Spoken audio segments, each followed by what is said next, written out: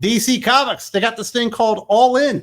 I'm sure you're aware of it. They put the full media court press out there, or full court media press, something like that. They let people know that it was happening, mostly about the Absolute Universe, but we do have a lot of things going with DC All In the in-continuity kind of side of that. You know, we've got new writers on Batman and Robin, Green Arrow, Action Comics, Detective Comics. There's a few series out there as well, like Nightwing as well. And today we've got 4 new projects that will not be a part of Absolute Universe, but will be a part of DC All In. And they're just kind of like, they should just call it DC all over the place. I don't even know what they're getting at. I talked about the recent Marvel news, and I was like, I know exactly what they're doing.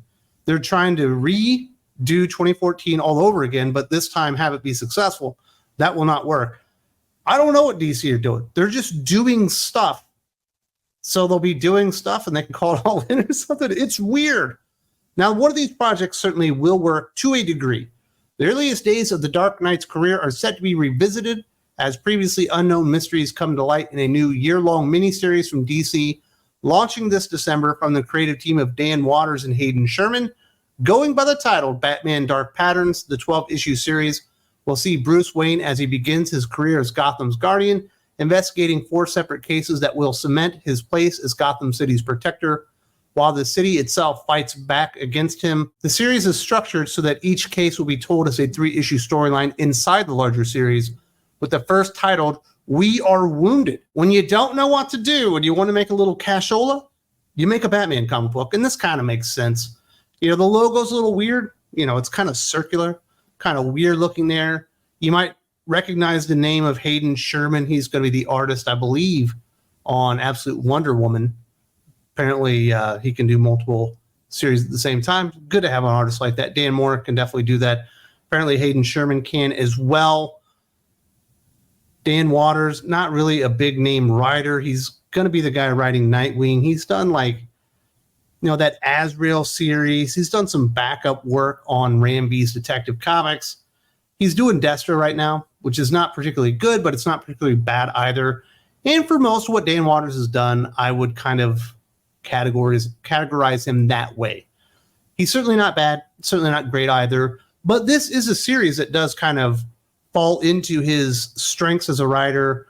He likes to build out things. He likes to create tension. He likes to create ambiance and all that kind of stuff through the story, and revisiting, you know, over a year-long period of time, Batman in his younger days, and how like 4 cases connect to each other and become like an awakening for the city of Gotham about how great Batman is as a protector of the city. You know, makes sense to me. It's not a particularly necessary story, but it's certainly not a story that anyone's going to be like, oh, dang it, why are they telling stories about Batman when he was a detective, you know, and actually investigating crime instead of just having computers solve everything for him? So, you know, kind of a throwback Batman series.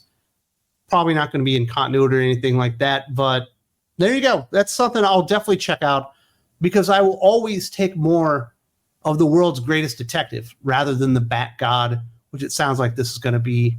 And we'll see if we get some Azrael in there. I know a lot of people like that character. We don't see him very often, but certainly Dan Waters, as a creator at DC Comics, has used Azrael a lot. So there we go. We got a new Batman series. That wasn't too surprising in any way, shape, or form. If you want some money, you make a Batman comic book. We've got another Batman adjacent book that is surprisingly termed as an ongoing. Two-Face is getting his own solo series from Christian Ward and Fabio Veras. Launching December 4th, the series is part of DC's All In. After years of internal conflict, both halves of Harvey Dent have reached an uneasy peace. In DC's new Two-Face series, Harvey uses his skills as an attorney to resolve the conflicts of Gotham's weirdest and most dangerous criminals, starting with Victor Zsasz. When Zsasz is accused of murdering a fellow member of Gotham's underworld contingent, who better to prove a criminal's innocence than someone who's been on both sides of the law? This is kind of something that we've been seeing brewing with the Two-Face character as of late, to where there's been this weird alliance between the two. Although there's a really funny moment, and Ramby is not funny, but I thought this was pretty good, where in order to like accomplish something, I can't remember, Two-Face shoots Harvey Dent like in the abdomen. Like, I'm sorry, buddy, it needed to happen. I thought that was pretty good. So Two-Face ongoing series, I don't believe it. this won't go longer than 12 issues. It'll be a maxi series at the most. Because while Two-Face is really, really cool, you're not really going to have Batman in this, right? He might have a cameo here or there. Maybe you'll see a Barbara Gordon or a character like that. Obviously, Commissioner Gordon, although he's not the commissioner right now. Maybe to question Renee Montoya and stuff like that. But mostly it's just going to be focusing in on Harvey Dent, Two-Face. A really cool character, one of my favorite villains. My favorite Two-Face story of all time certainly is The Long Halloween, the great origin story out there that you can really go to if you really want to understand Two-Face and how he became who he is. Christian Ward, mostly known as kind of a trippy artist, does very expressionistic type of comic book art. He's really good at it. Not always my flavor of comic book art, but he's very, very talented. He's been getting much more like comic book writing work as of late. I know we did, what's the big one? Batman City of Madness, I believe. I didn't like that one. I didn't read it. I did read his Aquaman Andromeda, which is equally strange, but definitely was a better read than Batman City of Madness. So I did check that one out. Christian Ward as a writer is kind of hit or miss for me. This will be probably really strange, and I don't know what the real purpose of it is other than getting another Batman adjacent title out there. We don't really have a Joker book right now. There's a lot of characters who're just not using very long, but they're being overwhelmingly optimistic that they're going to get an ongoing series out of Two-Face. Unfortunately, because I do like the character, I just don't know that there's a whole lot that you can do with him, without Batman being clearly present and part of the story. Two-Face investigating and questioning, his own sense of morality as he's trying to get people out of pickles, when it comes to the law is interesting. But is it interesting enough for 5 or 6 stories? I don't think so. I think it's interesting enough for 4 or 5 issues. And people go, interesting. And then they move on to something different. Next up, a return of a classic team. The challengers of the Unknown DC Comics original classic team of adventurers will return in a new 5-issue limited series this December. The new limited series will be written by Christopher Cantwell and features art by Sean Isaac, Ace Morgan, June Robbins, Professor Haley, Red Ryan, and Rocky Davis. Adventurers living on borrowed time run day-to-day operations for the Justice League's Watchtower base in orbit above Earth, collaborating with Superman, Batman, Wonder Woman, and the rest of the League to seal the rifts that threaten the galaxy. It's kind of weird. When you read the solicitation, it actually sounds like the book Jeff Thorne is doing, X-Force, over at Marvel Comics right now.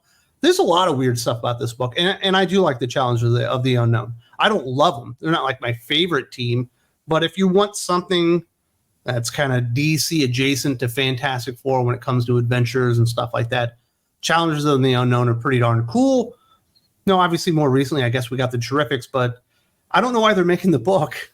Like, I understand there is some brand cachet and awareness of Challengers of the Unknown, but I don't think it's a lot these days. I don't think people really remember them all that much. And then this idea, like when you look at the art and the way that they're selling it with the marketing material itself, it's not the Challengers of the Unknown. It's Superman, Wonder Woman, and Batman, in matching maroon and gold costumes, kind of masquerading as the Challengers of the Unknown.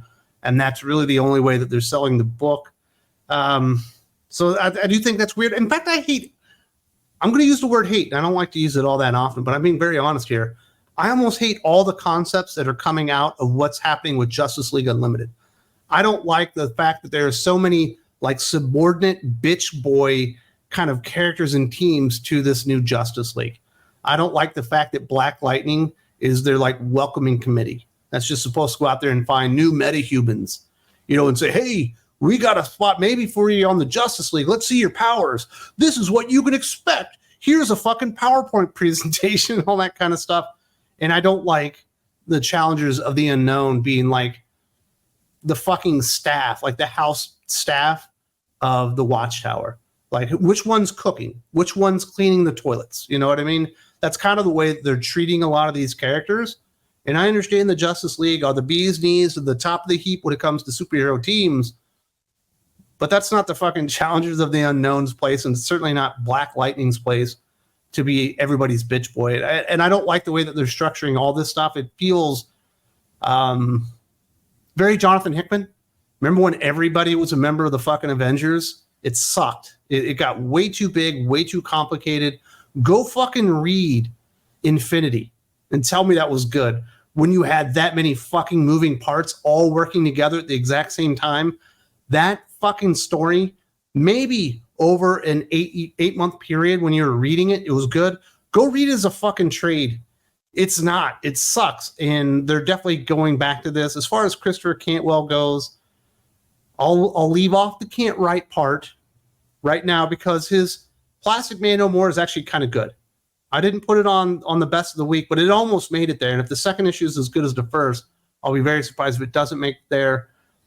Whereas Plastic Man No More falls right into his wheelhouse of very like kind of depressing, tragic, kind of neurotic fucking storytelling that Christopher Cantwell wants to do in the vein of Tom King, but an adventuring team that have very classical elements to them and that have some like key conflicts between them as they move along in the adventures does not fit into a single fucking thing that this dude prioritizes or even wants to do well.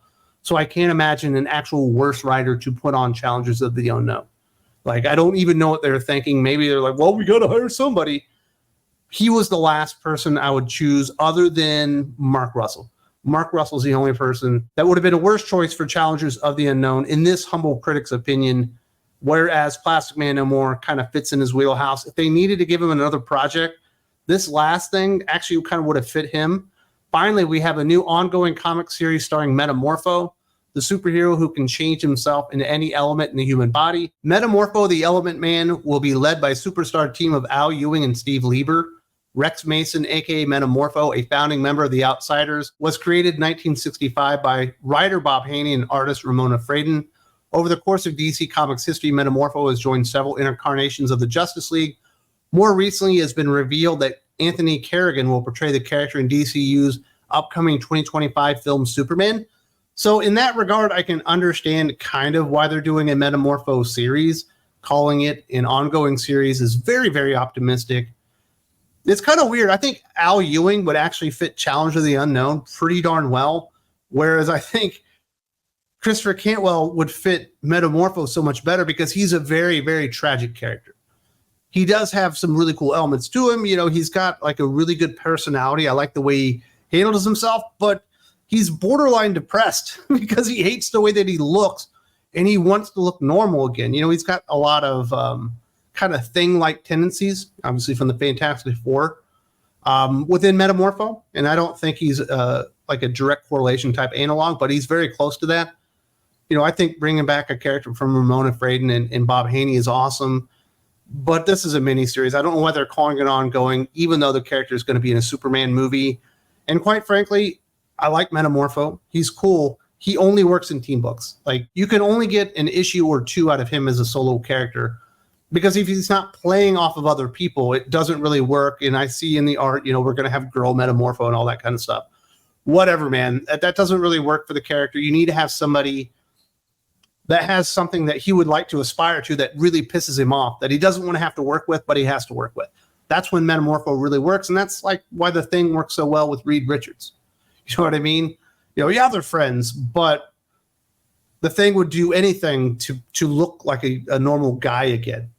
And he can't really stand it. You need a character like that for Metamorpho to kind of bounce off of to be really successful. But, you know, there you go. You're getting a Metamorpho series. I'm pretty surprised about that one. I do not believe that will be an ongoing any more than I think we'll get an ongoing out of Two-Face. I think these will all retroactively be considered miniseries or maxi series at the best. I don't see them going past 12 issues, but honestly, I don't think it'll go to like 8 issues because there just isn't a big enough audience.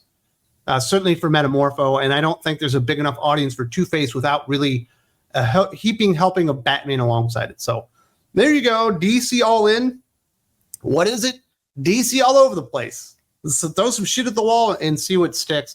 Obviously, a Batman, you know, overarching year-long story tying in 4 mysteries that'll become something bigger over time certainly will work, but I'm very, very hesitant to think that the other 3 books will do very well at all. I don't think Two-Face, Challengers of the Unknown, or even Metamorpho really have any type of staying power. So there you go. That's the DC news that we have. If you appreciate this, all the comic book news, reviews, honest takes on comic books themselves, and you would like to support my mission here at Think Critical YouTube, the best way to do that is to visit me on Think Critical Patreon. You find the tier that's right for you. You support the channel there, and you get awesome bonus material. You get lots of podcasts. You get exclusive reviews. You get polls and all that kind of stuff. If you haven't seen it, definitely check it out. There's a link in the video description.